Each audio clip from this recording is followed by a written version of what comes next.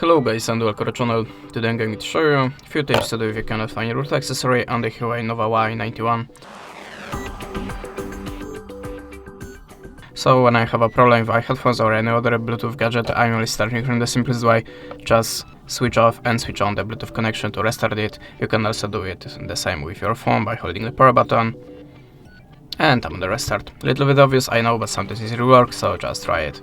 At the start you have to be sure that your Bluetooth accessory have activated power mode. How to do it? You will find the manual to your device.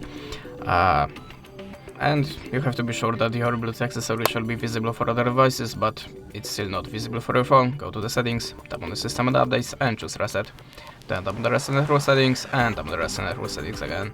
Tap on it again and look for the device on the Bluetooth list. After that you can also try to update your system, so go to the software update and check. If you have any updates, just download it and install. And the last recommendation from me, check your Bluetooth accessory on your phone or another Bluetooth device to check which one is visible, which one is making problem here. And that's it. Thanks for watching, leave us a subscribe, a comment, and goodbye.